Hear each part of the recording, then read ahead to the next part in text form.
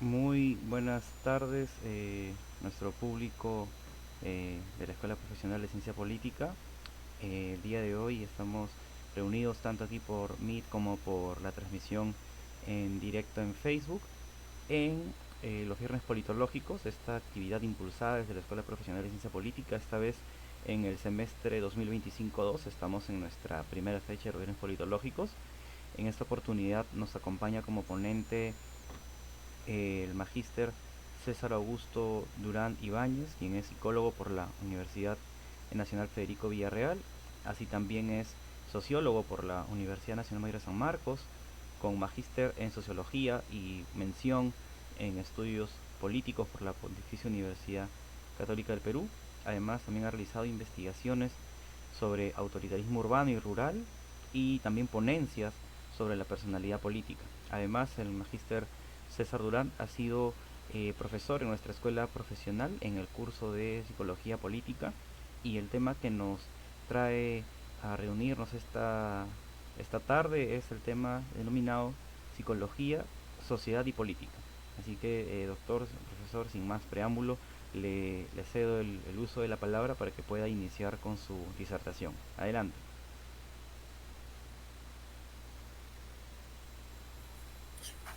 ¿Me escuchas, no? ¿Aló? ¿Me escuchas? Sí. Ya. Buenas tardes, público en general, estudiantes, profesores y público que se interesa en esta materia, ¿no? Primeramente agradezco a la Escuela de Ciencia Política de la Universidad Nacional Mayor de San Marcos, a Javier, que está haciendo el manejo técnico, y también a las autoridades, eh, un agradecimiento al doctor Palomino Manchego, decano de la facultad, también al doctor Richard Cuadros, y empiezo este tema que, bueno, es un tema que, según lo que yo he estado revisando y que tengo una continuidad en el trato teórico y también académico y también de investigación, es un tema que permanentemente está en cambio. Y si hablamos de la psicología política, primeramente tendríamos que hablar de los orígenes, ¿no? Primeramente, el origen de la psicología pues deviene del estudio general de la psicología y en particular de la variante de la psicología social. La psicología social también tiene una remembranza que se origina pues en el conocimiento que se tenía desde la época de los griegos, para hacer un poco el antecedente, ¿no? Y digamos, toda la secuencia pues que se ha dado con Maquiavelo, Hobbes, como antecedentes para poder, digamos, visualizar un poco la... Disculpe, profesor, su micro se le ha apagado, no se escucha.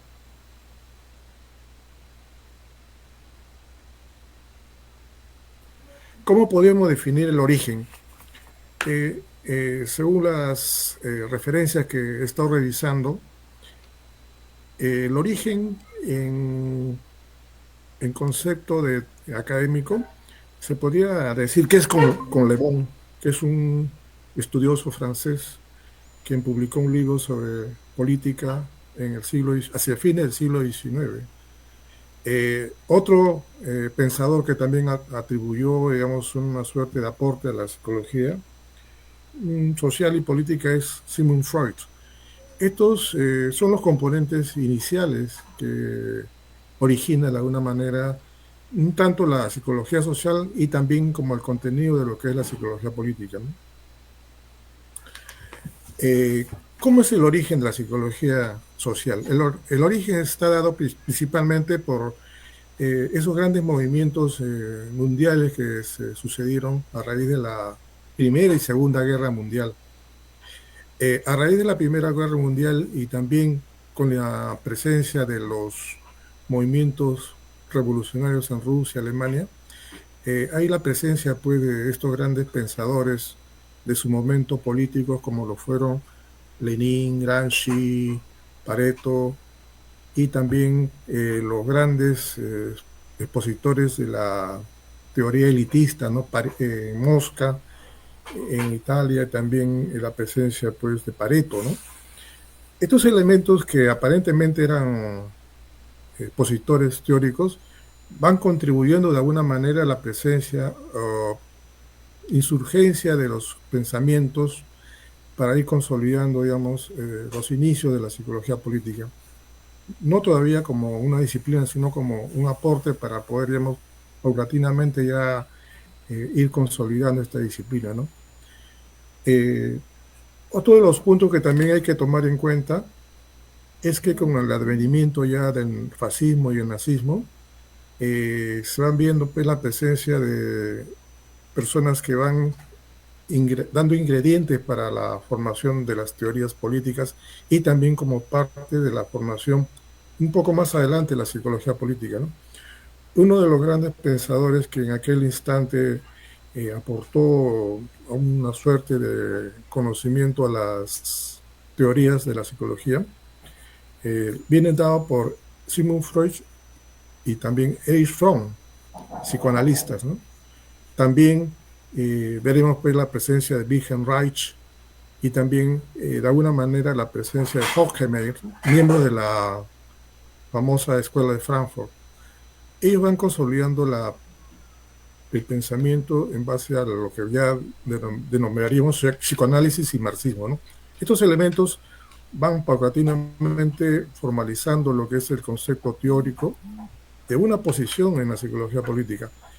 Luego ya cuando se presenta la Segunda Guerra Mundial, muchos de los teóricos alemanes van a Estados Unidos y en aquellos momentos también Estados Unidos, a raíz de la presencia de unas corrientes psicológicas como el conductismo, tenemos ya la presencia pues también de algunos pensadores americanos, como el caso de Merriam, también el caso de Harold Laswell, quienes ya van dándole consistencia en base a los trabajos que van haciendo sobre el asunto de la guerra, ¿no? Por decir, Laswell se encarga de estudiar la propaganda, pero también, digamos, ya había la presencia del psicólogo Tolman, quien hace aportes en base a sus pensamientos teóricos sobre la psicología.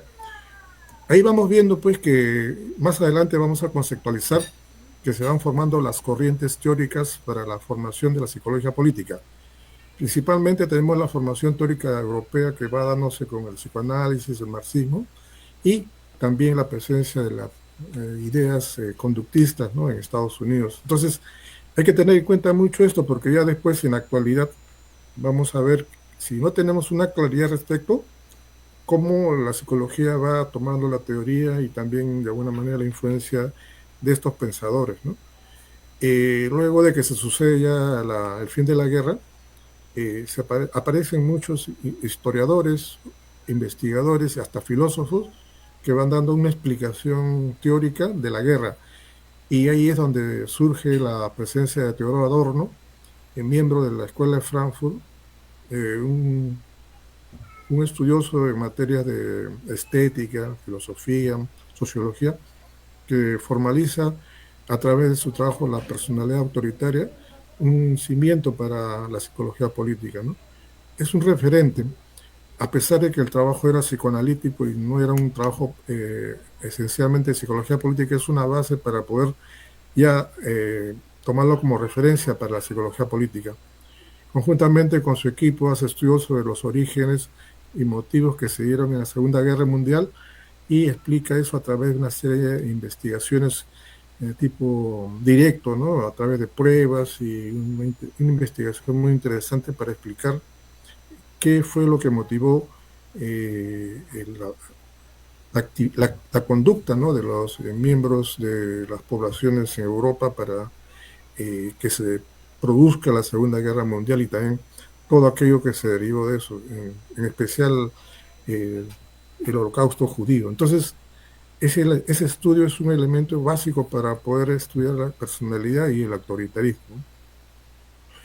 Luego, en la década del 50, con los estudios ya provenientes tanto de Europa y también los que ya se establecen en Estados Unidos, aparecen una serie de investigadores que van dándole consistencia ya trabajos más de fondo, ¿no? Para explicar los estudios de los grupos, y ahí se deriva la presencia de las teorías de la dureza mental, por decir en el caso de la teoría de Heinzek, y también la explicación que se da para ver que también, así como hay personalidades autoritarias de derecha, como lo explicó de alguna manera Adorno, también se empieza a estudiar la personalidad autoritaria de izquierda, pero esto queda como una suerte de estudio, ¿no?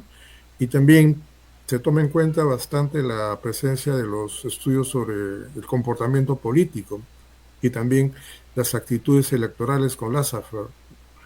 Eh, estas, estos estudios electorales también dan inicio para que más adelante sean referentes para poder investigar a qué se debe, ¿no?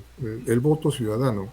En Estados Unidos se forman dos corrientes, ¿no? Una corriente que favorece el estudio del voto y otros que también están en contra de eso. O sea, al final la propaganda, las campañas, según dicen, no favorece el triunfo.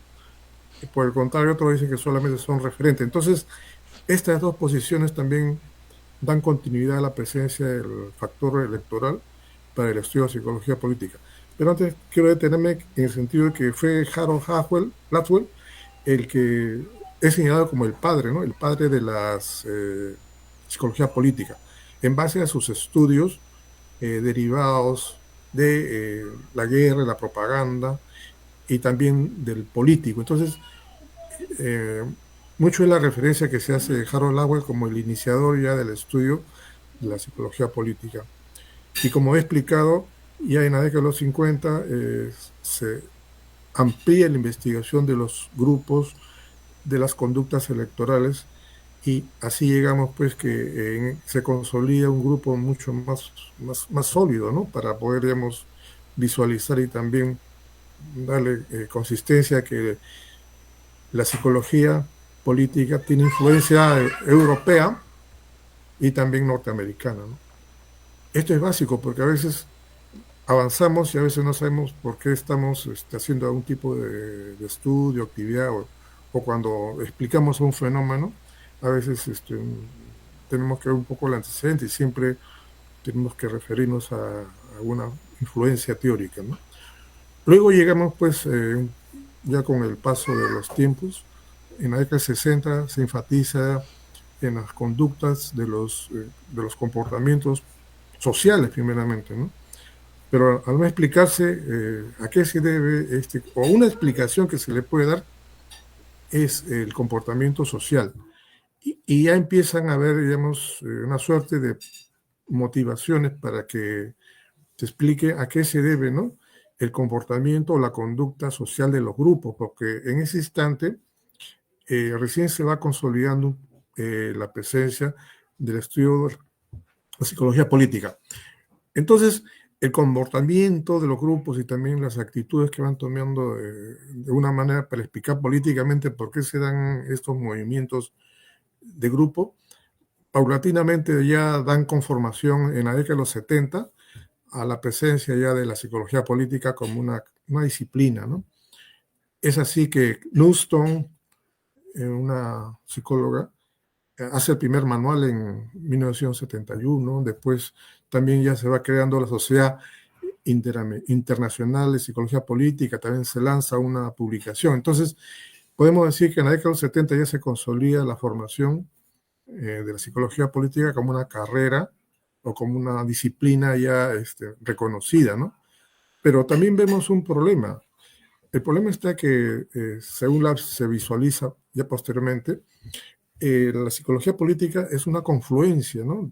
De posiciones de conocimiento, porque ya no solamente se toma en cuenta la psicología como una referencia vista como el estudio de los fenómenos psíquicos o los fenómenos internos, sino que también la explicación tiene que darse colateralmente con otras disciplinas. Entonces, vemos que la psicología política también toma parte del conocimiento de la ciencia política, de la sociología, de la historia, de la antropología, y como en un momento lo hizo Teodoro Adorno. Entonces, ese es un punto importante, ¿no? Porque no es una disciplina meramente psicologista, va tomando en cuenta otros puntos del conocimiento y también sus explicaciones muchas veces están en función a la zona de donde proceda, porque un fenómeno norteamericano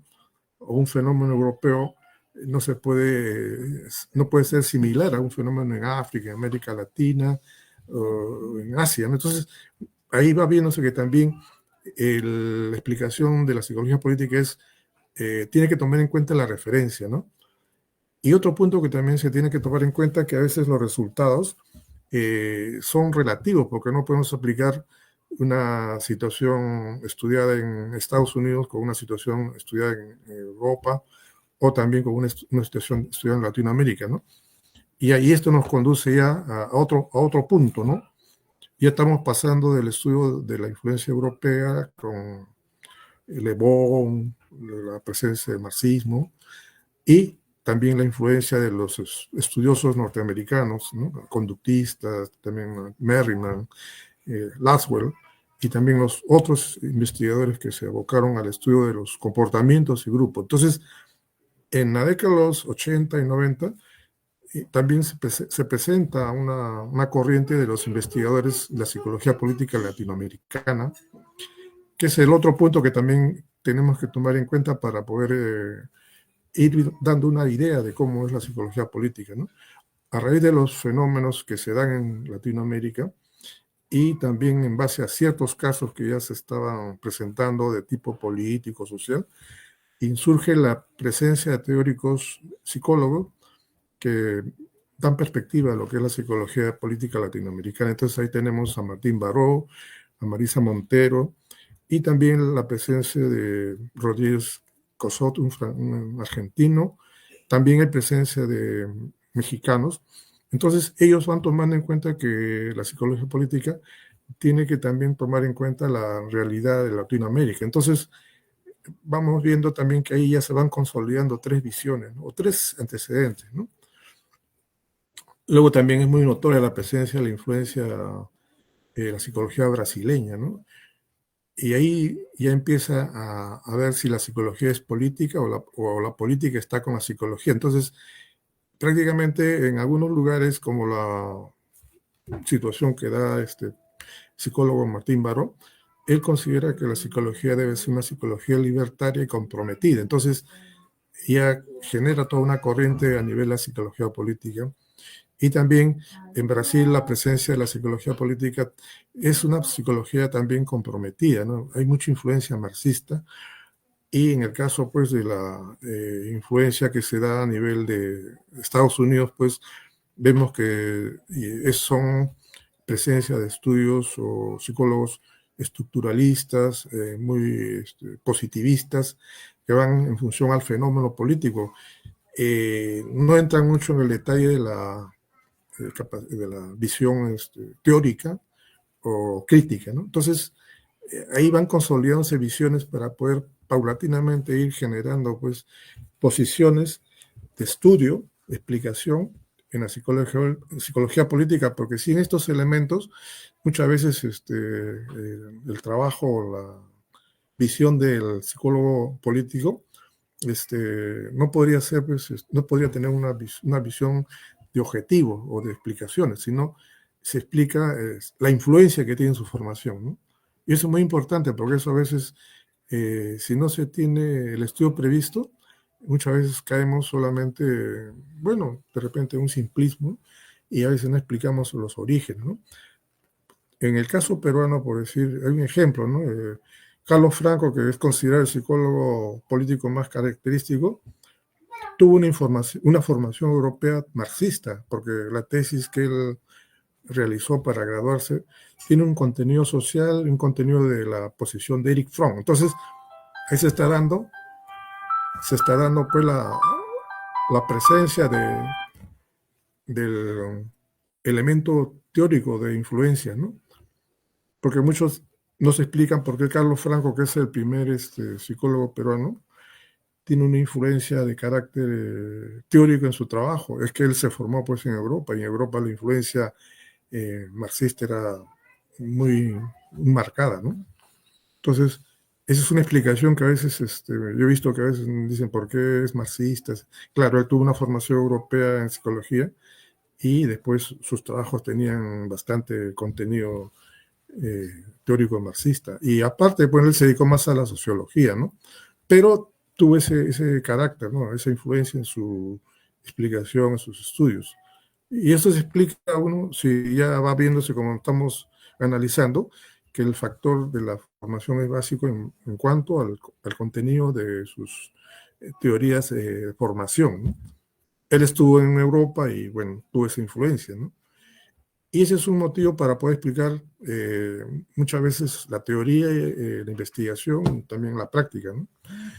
Luego tenemos también, pues, que en base a esto, la psicología política eh, toma cuerpo y ya prácticamente se forma una asociación internacional, en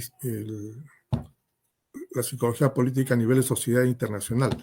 Y cada año hace estudios y ahí se visualiza que los contactos que se tienen a nivel de la teoría y también de los estudios tienen mucha influencia americana y europea, ¿no?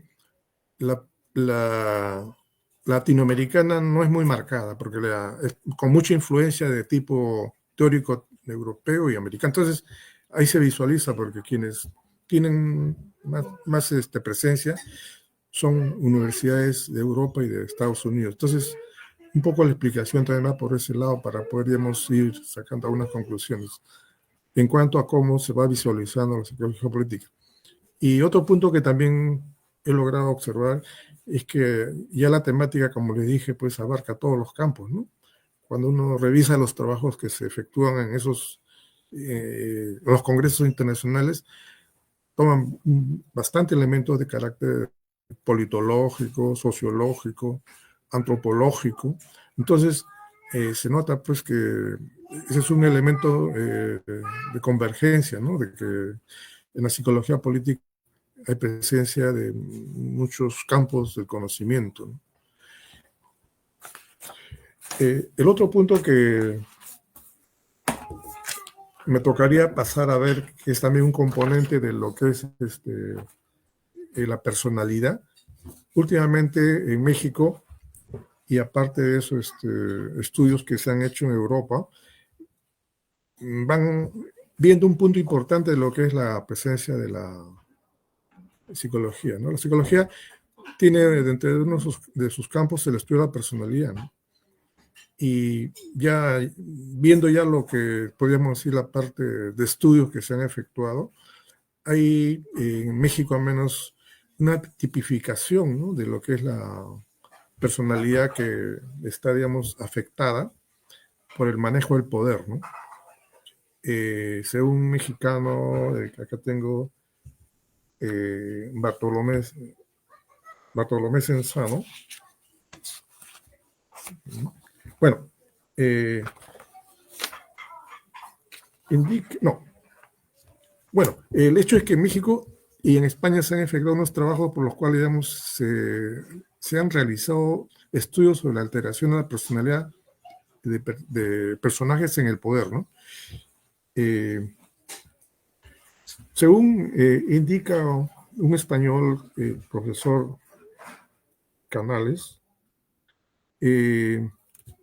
algunas alteraciones que se dan en cuanto a la personalidad de los políticos en el poder están ligados al maquiavelismo, al narcisismo, a los psicópatas, a los sadismos y también a los líderes emocionales, ¿no? Entonces, según él manifiesta, pues hay personas que llegan al poder y ya tienen alteraciones de personalidad, ¿no?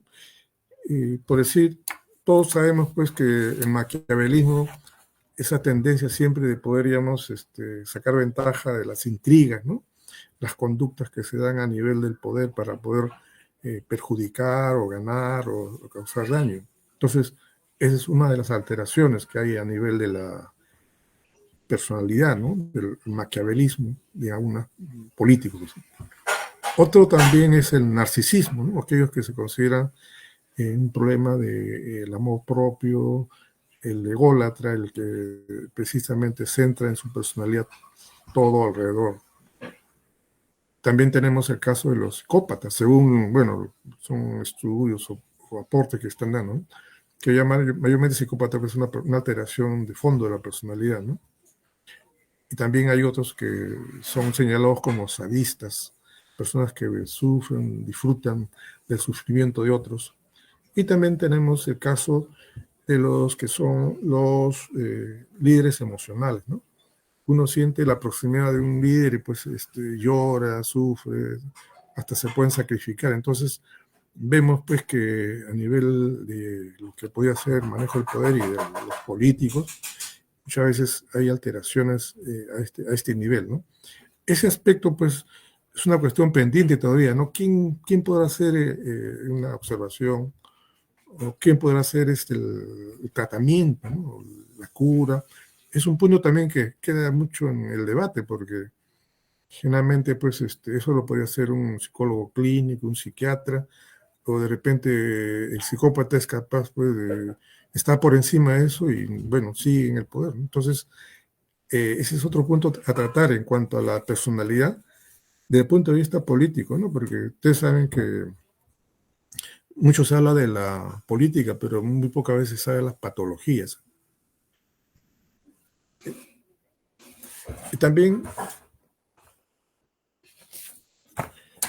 otro punto que tenemos que ver que por qué se está dando esta proximidad con la psicología política, porque se está dando que ya las decisiones ya no son racionales ni tampoco son ideológicas, ya son emocionales. Entonces, este punto nos está conduciendo pues que porque hay mucho interés o porque sin saber de repente estamos apelando al conocimiento de la emoción, ¿no? Estamos viendo pues que hay casos donde la gente sufre o la gente se desespera o la gente mantiene tendencias imitativas, ¿no? por un líder. Una de las explicaciones que se está dando últimamente es que la influencia actual es más emocional y ya no es racional. Entonces, ya desde el punto de vista que se habla de la emoción, tenemos que ver que eso ya es un componente de naturaleza cognitiva, entra a tallar la neurociencia, ¿no? Entonces, ese sería también otro punto para tomar en cuenta, ¿no? Porque en algunos casos hay más influencia de la emoción y ya no de la razón. Y al haber esto, pues la ideología pasa a segundo plano, ¿no? Una persona puede ya no estar tomando posiciones ideológicas, sino estar tomando posiciones emocionales. Ahora, hay que ver cómo se maneja, ese sería otro campo para ver cómo se está desarrollando eso. Pero ahí hay mucha influencia de los medios, ¿no? Los medios están jugando últimamente tienen gran influencia. Eso lo vamos a ver dentro de un momento, ¿no?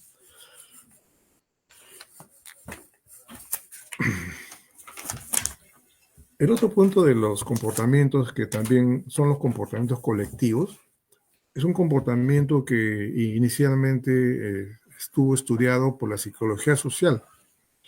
Los comportamientos inicialmente, digamos, hace un siglo, hasta el siglo XX, eran mayormente estudiados por la psicología social, ¿no? Los veían como, estudiaban primero los grupos, después habían las relaciones intergrupales, después habían ya movimientos que eran sociales, pero a veces cuando los comportamientos sociales pasaban a comportamiento político, a veces no es que no se buscaba una explicación, pero dieron un motivo para que ya se hablara de los comportamientos políticos sociales. Entonces, ahí fue que también se tenía que explicar a qué se debía este movimiento de los grupos, también de las masas, y porque también había colectivos que tenían que explicar muchas situaciones de carácter político, ya no era una explicación social. Entonces ahí también es donde ya se tiene que darse razones por las cuales los movimientos sociales se transforman en movimientos políticos. Entonces hay toda una serie de propuestas, generalmente son propuestas de estudios elaborados en el exterior, en el extranjero, que generan pues una serie de interrogantes, ¿no? ¿Por qué estos fenómenos se dan? ¿Y por qué en un momento de la historia estos movimientos sociales se transforman en movimientos políticos y producen algún tipo de transformación? Entonces ahí también entra a tallar el estudio, ¿no? ¿Por qué se da este proceso? Y que a veces pues no es tan fácil estudiar esto, ¿no?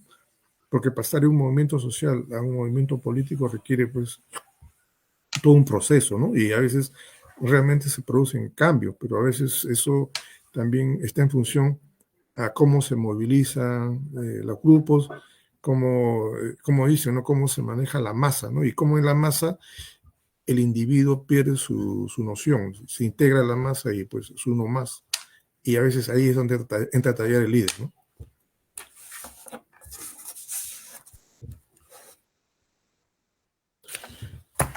Bueno, el otro punto que también va aparejado a este estudio es el estudio del poder, ¿no? El poder está dado principalmente por la vigencia de las propuestas de Max Weber, pero Max Weber, cuando hace la propuesta, hace una propuesta sociológica. Entonces, estamos viendo pues cómo esto se va transformando ya como parte o como un componente psicológico. Y ese es todo un proceso que a veces, conforme ha pasado el tiempo, pues se ha vuelto mucho más como un componente a veces inexplicable, ¿no? Porque hay un poder. El poder mayormente pues está consolidado con los pensamientos que señala de Max Weber, de que es una forma por el cual se ejerce un control sobre unos subordinados. Es una aproximación, ¿no?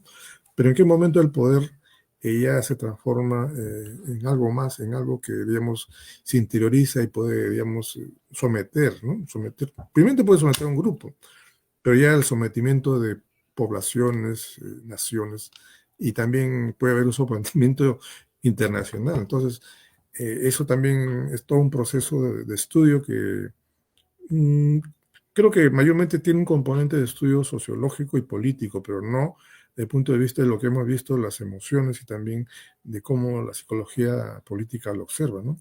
Generalmente, como ya les decía, las explicaciones están en función a dónde se hace el estudio. Ya le dije que había básicamente tres posiciones por las cuales se está explicando cómo la psicología política hace los estudios y también los orígenes, ¿no? La norteamericana, muy pragmática, digamos, muy funcional, la europea, que es más teórica, y la latinoamericana, que es una tendencia pues llamada liberadora. Entonces, esta forma de manejo del poder, pues, como estoy explicando, yo veo que hay que ver las convergencias, ¿no?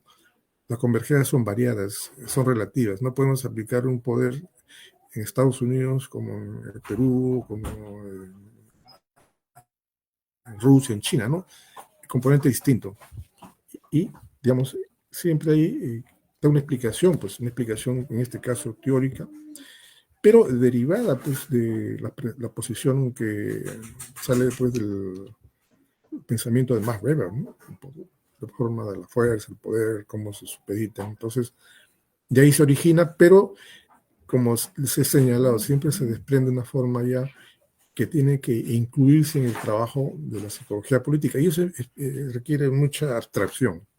Hay que conocer teorías por darle un sentido a la explicación, ¿no? O explicación del fenómeno del poder. Y todos vemos que a veces la explicación del poder los dan los sociólogos, los politólogos, y bueno, yo creo que también el aporte de los psicólogos políticos es interesante, ¿no? Pero ya como les he dicho, muchas de las posiciones van derivadas de las visiones iniciales, ¿no? De la visión europea con el marxismo, psicoanálisis, también la visión norteamericana, funcional, estructura funcional, y eso más o menos ayudan para explicar los fenómenos del poder, ¿no?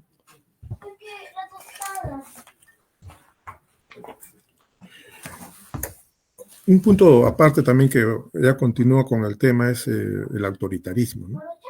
El autoritarismo también se deriva de las posiciones que se han mayormente dado, ¿no? Desde el punto de vista de la sociología y la politología, ¿no?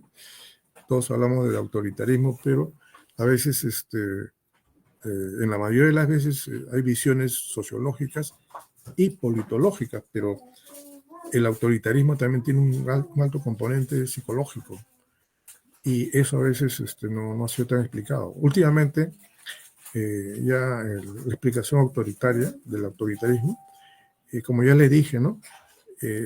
Se ha dado a partir del estudio de Teodoro Adorno en 1950 sobre el estudio de la personalidad autoritaria. Entonces, hay ese componente que trata de explicar Teodoro Adorno en el estudio que hace sobre los orígenes y también las consecuencias en el pueblo judío en la Segunda Guerra Mundial. Le permite estudiar, ¿no? El estudio que él hace aplicando el psicoanálisis deriva pues de una serie de conclusiones que él al final lo concretiza en la denominada escala F, ¿no? La escala F, según Teodoro Adorno, es un mecanismo, es una técnica o un instrumento para medir el autoritarismo. Pero, ¿cuál fue el problema que tuvo, o fue que se encontró, ¿no? Que era un trabajo mayormente hecho para estudiar el autoritarismo de la derecha, o derecha, ¿no? Pero nada más. Entonces, esa también fue una observación que se le hizo a Teodoro Adorno y que, de todos modos, fue una visión un tanto parcial del tema que él quiso investigar, pero que a la larga, digamos, también contribuyó porque los instrumentos, las pruebas, los estudios que él hizo fueron muy valiosos. Y también la elaboración que él hizo de una escala, la escala F, la famosa escala F fascista, ¿no? Que es bueno, eso sería un estudio aparte que se tenía que explicar, pero él fue el que partió el estudio para poder explicar la personalidad autoritaria. Ya con ese estudio se sucedieron una serie de estudios también para estudiar lo que se denominaba o un supuesto estudio del autoritarismo de izquierda. Y también fue una situación por la cual se vio que los estudios todavía no estaban concluidos. Y eso continúa porque hay bastante contraposiciones, ¿no? Algunos consideran que ha habido errores en la aplicación de la prueba, otros han hecho otras pruebas y también no coinciden. Entonces, es un permanente estudio que se hace al respecto. Como ya les dije, la psicología política tiene la convergencia de una serie de visiones, conocimientos, y a veces no podemos explicar un fenómeno como deberíamos serlo, porque como le dije, pues las realidades son diferentes, ¿no? Entonces, a raíz de ese estudio que se ha hecho sobre el autoritarismo de Teodoro Adorno, se han hecho otros trabajos, pero también no logran consolidar una explicación, pero está en eso, es permanente. O sea, luego vemos pues que otro estudioso que también ingresó ya en la década de los 90 a trabajar el autoritarismo fue Altamayer, que es un psicólogo que está en Canadá, quien también aplicó una prueba, la famosa prueba de estudio de la derecha, ¿no? Entonces, esta prueba también igual se ha tratado de aplicar en muchos lugares y de alguna manera saca conclusiones, pero también no es completa, ¿no? Esta prueba de Altermayer hasta la actualidad sigue siendo el instrumento que se utiliza para poder medir las tendencias de la derecha. Puedo decir, ¿no? Bueno, queremos aplicar un poco el autoritarismo de la derecha, entonces en psicología política se aplica esta prueba, pero se tiene que adaptar, se tiene que hacer como cualquier prueba una adaptabilidad al lugar, pero también van variando los resultados, ¿no? No se puede decir que sea único. Entonces, vemos pues que a partir de 1950, con la presencia o la contribución de Teodoro Adorno, se empieza a estudiar la personalidad autoritaria desde el punto de vista del psicoanálisis. Y posteriormente la última actividad de estudio que se tiene es con Bob Altamayer, que es el psicólogo canadiense que tiene su prueba de estudio de la derecha. Entonces, en estos aspectos, pues, como les he dicho, estoy manifestando, los estudios en psicología política a veces se relativizan, ¿no? Son importantes, pero no podemos llegar a una conclusión única. Siempre hay variaciones, bueno, de acuerdo pues al lugar, las posiciones que de repente tiene, y también de acuerdo a la naturaleza del instrumento, ¿no?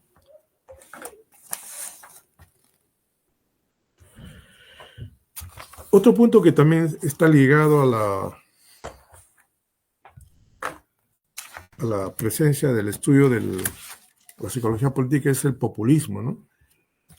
El componente más importante del populismo tiene que ver con la presencia pues del caudillo, ¿no? El líder, que es el que al final de cuentas conduce y quiere implementar una suerte de programa, una suerte de gobierno, pero con un alto componente caudillista y también de carisma. Entonces, este componente es uno de los principales que hay cuando se quiere estudiar el populismo, ¿no? Eh, Mayormente, pues, son personajes que gozan de un gran liderazgo, ¿no? Son actores que manejan una situación, llevan adelante todo un programa, un gobierno, y son portadores del famoso carisma, ¿no? Y la gente pues lo sigue. Tenemos el caso pues de, bueno, en Portugal, Perón, en Argentina. También tenemos el caso de famoso el presidente de Haití, ¿no? Duvalier, que era un tipo que también ahí gobernaba, pero tenía la presencia de ser un personaje que gobernaba por años. Y también muchas veces los dictadores gozan de alguna manera de ese aire de carisma, liderazgo. También son líderes en cuanto a que tienen esa ligazón emocional con la población, ¿no? Este es un componente psicológico que siempre está presente en los populismos, ¿no? Claro, el populismo es toda una noción para estudiarlo en la ciencia política, pero el componente que también lo compone es la presencia del liderazgo, ¿no? Entonces, el liderazgo pues, es un elemento importante en el populismo. Y uno de los elementos para poder estudiar es ver un poco la biografía de estos personajes, ¿no? Porque a través de la biografía podemos ver pues cómo se ha ido desarrollando este individuo o cómo se desarrollará generalmente el líder, ¿no? Pero eso también a veces se da ya cuando el líder está en el poder, ¿no? Pero antes no, porque a veces son intrascendentes, ¿no? Como el caso de Fujimori, ¿no? Fujimori fue un presidente que llegó al poder, pero antes no era conocido, antes de ser presidente, pero luego ya tuvo todo un componente, bueno, liderazgo forzado o un carisma en lo que hasta ahora trasciende como el fujimorismo, ¿no? Entonces, ese también es otro elemento para tomarlo en cuenta en el estudio de psicología política.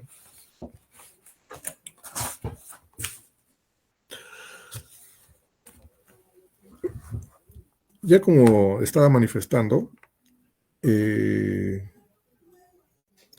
la derecha también es otro elemento que se está tomando en cuenta para poder estudiar qué cosa es un componente de la derecha. La derecha últimamente ha surgido como un componente para estudio de la psicología política, el momento que tiene también un componente autoritario, ¿no?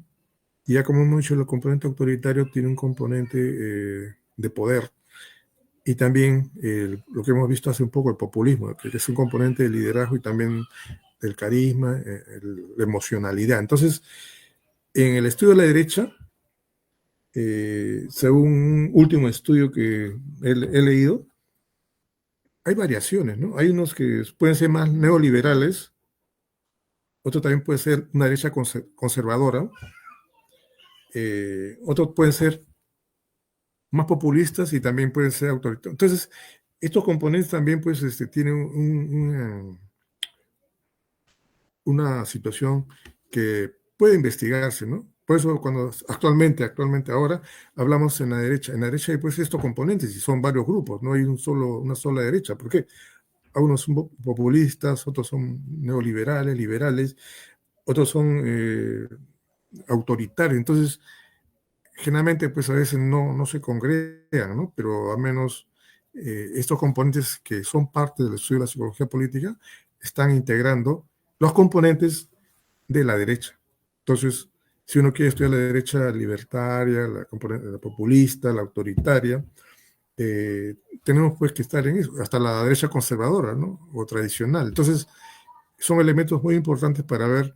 Eso se está haciendo actualmente. Hay varios estudios que están ya siguiendo el ritmo, pero no se puede ir con una sola hipótesis. Creo que hay que, como estoy explicando, la derecha está compuesta de varios elementos, ¿no? Y en base a eso, pues vamos viendo cuál podría ser el que tiene más preponderancia o cuál es el que puede ser mejor recibido por la población o los electores, ¿no? Entonces, es otro elemento también un poco más detallado que podría explicar cuál es la derecha o cuál podría ser la derecha que puede, digamos, gobernar o llegar a poder aquí, puede ser el año 26, ¿no? Hablamos de cuatro derechas, tres derechas, Fujimori, López Aliaga, después Podemos, Acuña. Entonces, ellos también son de derecha, pero sus componentes, ¿cuáles son? Son autoritarios, populistas, son liberales, neoliberales, son tradicionales. O sea, esos elementos son importantes para poder un poco explicar y, bueno, sacar alguna conclusión, ¿no? Ver también cómo está la población en sus avances de desarrollo para el gobierno, ¿no?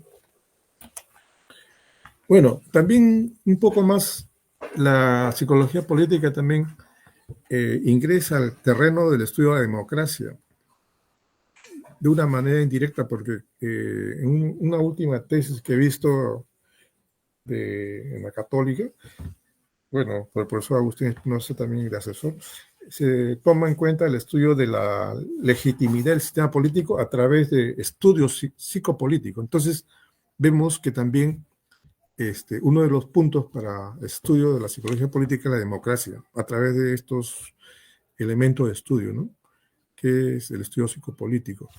Y ahí sí creo que ya, bueno, se percibe pues cómo plantean el estudio de la democracia, ¿no? Entonces, vemos que la psicología política también ha ingresado a estudiar la democracia a través de una serie de variables y también, bueno, ya creo que eso también le corresponde a cómo está la propuesta de la investigación, ¿no?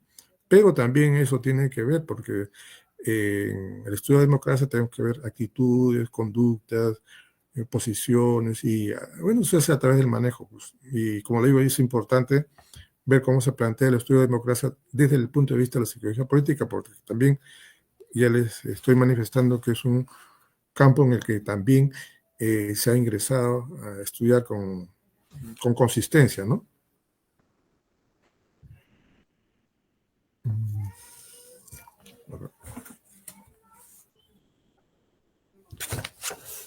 Bueno, ya yo voy a ir combinando, me faltan unos puntos.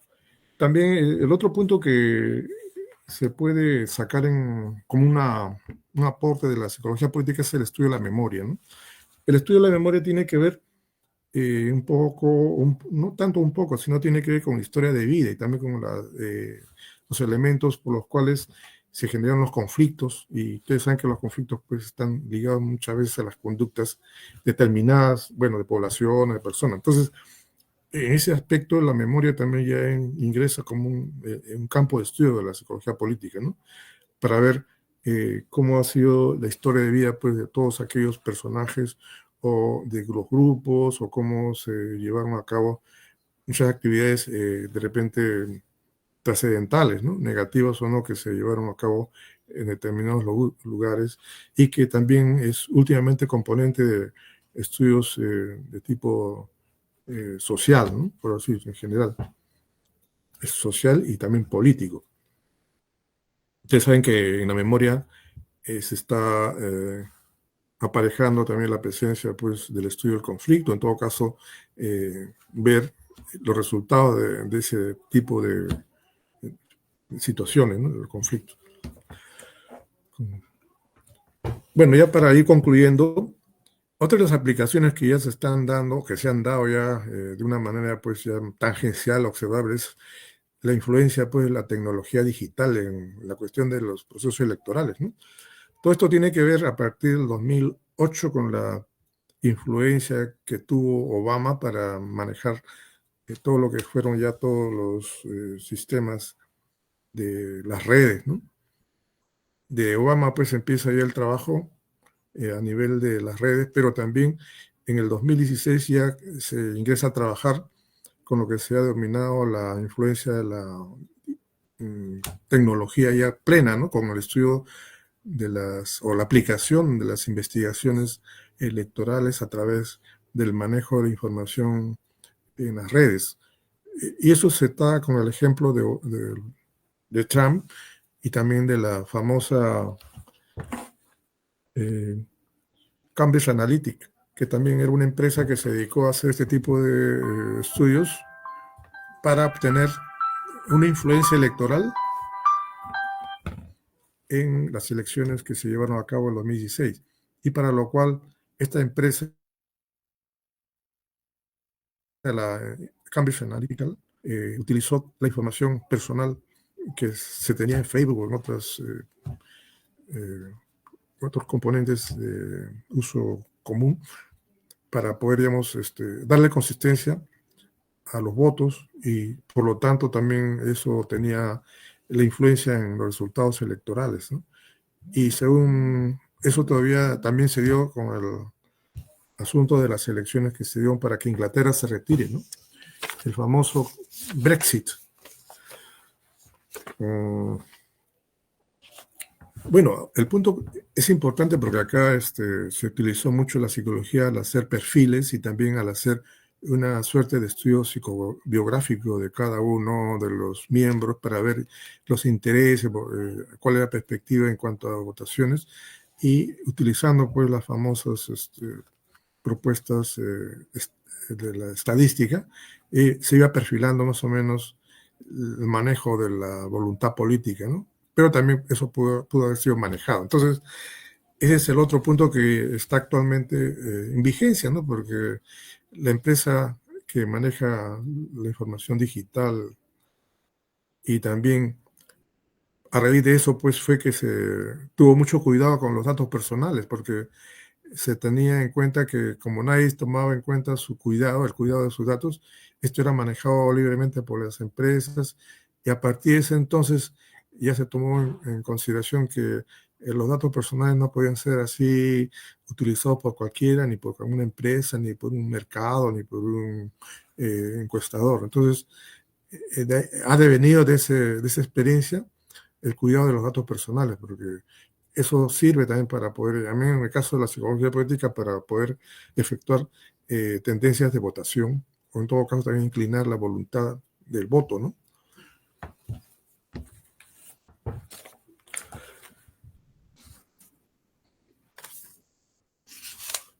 Bueno, ya concluyendo, se está hablando mucho de la patología, ¿no? La patología, si muy bien, pues la psicología política no está entrando en el campo, en el campo de la clínico, el campo psiquiátrico, pero últimamente, como ya les manifesté también, se había dado el caso pues de los famosos fenómenos tanto en México. En México, por decir, hay un estudio de Javier Hurtado que habla de la patología del poder en el político mexicano, ¿no? Entonces, esta patología de política es una enfermedad mental, según dice, según lo señala. Entonces queda como un interrogante, ¿no? Porque ustedes saben que ya llegar al plano del trabajo de la enfermedad mental, pues es todo un paso que linda ya con la perturbación mental, psicológica o psiquiátrica. Entonces, hay que tomar mucho cuidado, ¿no? Pero había tomado en cuenta que él señalaba que habían 3 casos o 3 situaciones o 3 diagnósticos, ¿no? Que se señalaba como patología del poder. Uno de ellos es el síndrome de Ubris, el famoso síndrome por el cual uno ya llegando al poder tiene el síndrome manifiesto de la arrogancia, ¿no?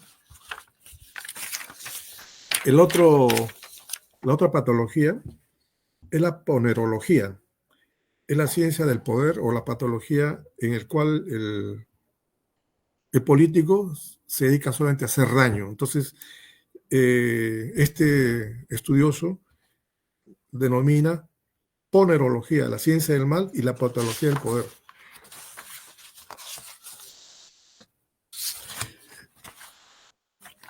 También hay un punto que últimamente se está sacando a luz y es con referencia a denominación de loco, ¿no? A Milei. Entonces, esa situación también, según lo ve acá el colega, el psicólogo, también está tomándose en cuenta porque da la interrogante, ¿no? ¿Puede un loco gobernar o uno que es denominado loco gobernar? Entonces, todas estas situaciones dan por conclusión de que hay una patología del poder que a menos ya está muy vigente, ¿no? Si, por decir, la teoría de la supremacía blanca en Estados Unidos, que es una manifestación excesiva o extrema del racismo, es una forma por la cual también fue motivo del triunfo que tuvo Trump en sus elecciones, ¿no? El racismo marcado ya como una tendencia recibida y también reconocida. Entonces, estos fenómenos que de alguna manera tienen una situación patológica, pues también deben ser vistas como patologías de la salud o un extremo político. Entonces, eso también queda como una cuestión pendiente, ¿no? Porque ahí también ya entran componentes de tipo médico, psiquiátrico y también hasta psicopático, porque no sabemos, pues de repente pueden haber muchas personas inclinadas a hacer el mal, ¿no? Y por lo tanto, es un nuevo tema a tratar en la psicología política. Bueno, les agradezco, creo que ya he llegado a los puntos que me tocaba explicar y bueno, quedo a voluntad de ustedes, ¿no?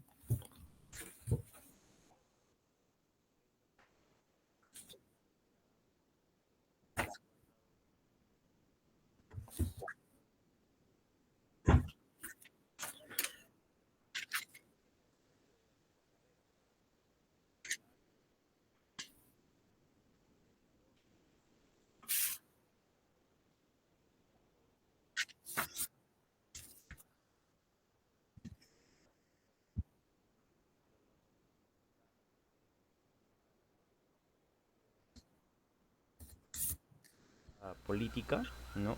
Es importante hacer todo ese recorrido teórico para luego apuntar a lo que usted ha mencionado, algunos estudios, por ejemplo, electorales, la tecnología digital actualmente, ¿no? En el campo de la psicología política. Bueno, de mi parte yo tenía algún comentario, ¿no? Respecto a su ponencia. Eh, por ejemplo, ¿no? La alteración de personajes en el poder, ¿no? Usted ha mencionado por el tema del maquiavelismo, narcisismo, ¿no? Algunos casos de, de líderes. Y creo que en el caso peruano se complementa a ello con lo que usted mencionó, los líderes emocionales, ¿no? A partir de la década, diría yo, desde el 70 y remontándonos incluso desde que se fundó la República, el Perú ha estado gobernado siempre por caudillos que terminaban de una manera gobernando con liderazgos emocionales y bueno, ahora más reciente, ¿no? A partir del fin del siglo XX e inicios del siglo XXI se ha visto casos, ¿no? De líderes que han mostrado en algunos casos ciertas actitudes, no sé si decirlo, en ciertos casos narcisistas o maquiavelistas también, no, se me viene a la mente ahorita el caso de repente Alan, Pedro Castillo, Toledo, en algunos casos, de algún, incluso Boluarte, ¿no? Todos estos presidentes que han pasado, a mi entender, creo que encajan en algún punto de tanto, en algunos aspectos, liderazgos emocionales, pero a mi entendimiento también algunos lo que son alteraciones de personajes, no justamente por el mismo hecho de tener el poder político, ¿no? Es una reflexión que me queda a mí en la ponencia que usted da. También el hecho de que, bueno, actualmente ya la ideología pasa a un segundo plano, ¿no? Tal vez antes en el siglo XX estaban lo que eran los partidos de masas, ¿no? Lo que era el APRA en su esplendor, digámoslo así, y actualmente el electorado ya no se centra tanto en una propuesta ideológica de un partido, sino va más allá perdón, se desplaza a un segundo lugar y reemplaza, como usted dice, por la emoción, ¿no? De los líderes carismáticos y también viene la influencia de los medios, ¿no? Si no recuerdo mal, lo que propuso Laswell, su teoría de la aguja hipodérmica, si no recuerdo mal, era cómo los medios de comunicación terminaban bombardeando de información a la ciudadanía dependiendo de la línea editorial y bueno, de alguna manera moldeaba la opinión de los ciudadanos, ¿no? Entonces es interesante ver cómo el caso peruano, cuando uno le pregunta, hace pequeñas encuestas, ¿no? A los ciudadanos si conoce los partidos, no conoce la ideología, pero dice que vota por determinado candidato por el hecho de, eh, digamos, no sé, que le parece simpático, que digamos, se cuelga, digamos, de determinadas campañas publicitarias o conecta con la ciudadanía. Entonces ahí la emoción tiene mayor preponderancia que lo ideológico, ¿no? También algo importante de su ponencia que rescato son lo que usted mencionó de los movimientos sociales. eh, Tiene que pasar por un proceso para hacer movimientos políticos y esos son los cambios, ¿no? El hecho de cómo se manejan las masas y ahí viene la personalidad del líder. Usted, por ejemplo, en los autores que mencionó, en alguno de los estudios del siglo pasado, por ejemplo Adorno, entre otros autores, pero también me quedaba la duda de Hannah Arendt, eh, no recuerdo cuál es su obra exactamente, si era la condición humana, creo que era el nombre de su libro de Hannah Arendt, creo que también de alguna manera explicaba un poco el contexto del periodo entre guerras para luego explicar lo que fue la Segunda Guerra Mundial, cómo la Alemania del periodo entre guerras estaba, estaba en la condición de hombre masa, ¿no? Y no tenía otra alternativa hasta que apareció Hitler y bueno, con todo su programa político, pues la gente lo siguió, ¿no? Hizo este movimiento político que bueno, devino luego en lo que fue la Segunda Guerra Mundial, que fue un acontecimiento doloroso para la historia de la humanidad, ¿no? Entonces son algunas de esas reflexiones que usted ha ido mencionando, el hecho del psicoanálisis en el estudio de Adorno, ¿no? Para estudiar la personalidad autoritaria y creo que actualmente en el ámbito latinoamericano hay varios países que de cierta manera son elegidos democráticamente, pero por estas alteraciones del poder terminan entrando en lógicas autoritarias o digamos semi-autoritarias, ¿no? Es interesante ver esa perspectiva, ¿no? Por ejemplo, el caso más sonado, digamos, bueno, que Bukele, digamos, en cierta manera, hasta Dina Boluarte, digamos, que bueno, aunque ella no fue elegida, pero estuvo en la plancha de Castillo y con el tema de la vacancia, ahora, digamos, Boluarte como que se hace oídos sordos a todo las críticas que se le hacen, entonces pareciera que ahí desde un ámbito, no sé si decir narcisista o maquiavelista, tiene esta alteración, ¿no? Ella como presidenta en el poder, eh, con todo el contexto actual dentro del país, ¿no? Entonces es interesante cómo toda la reflexión teórica que usted termina abordando tiene esas correlaciones eh, materiales, digamos, en el Perú y en Latinoamérica actual, ¿no? También como usted mencionó el ejemplo de Milei, ver si es que está loco o no está loco, dado que es un personaje disruptivo, no es un personaje de cierta manera irreverente, ¿no? Ha sido en la política argentina que ahora está como presidente y aún así, a pesar de estar en el poder, algunos dirían que hubiera bajado un poco su nivel de locura, pero entre comillas esa locura digo, pero sigue, ¿no? Con su programa político, ¿no? Entonces, esas reflexiones que usted ha traído el día de hoy a la, a la mesa, ¿no? Aquí a este viernes politológico siguen vigentes, ¿no? A partir de un de un recuento histórico de los autores para ir poco a poco analizando los casos particulares, ¿no?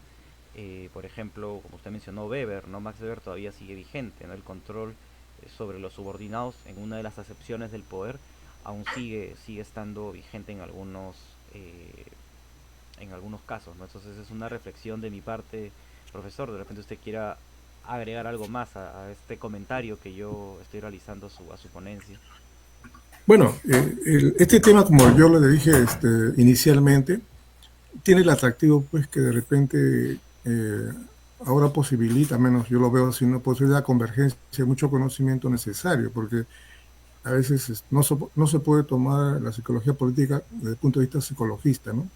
Sino también se requiere tener la convergencia de conocimientos adicionales, ciencias sociales, bueno, está la matemática, la informática, y ese es un agregado al conocimiento, porque hasta ahora se ve que la psicología solamente es psicología, bueno, de la terapia o de repente de la clínica o solamente de unos temas que, claro, son importantes, pero la disciplina también se ha desarrollado porque yo a veces veo pues cuando se hace la convocatoria para el Congreso Internacional de la Psicología Política, pues la temática es muy rica, ¿no? Entonces ahí se ven temas ligados a la ciencia política, la sociología, la historia, hasta la parte ligada también a la parte de género. Entonces, claro, acá de repente no es mucho, pero uno ve los temas y prácticamente la temática creo que es muy similar a la que se efectúa con la temática, ¿cómo se dice?, de ciencia política, sociología, ¿no? Entonces,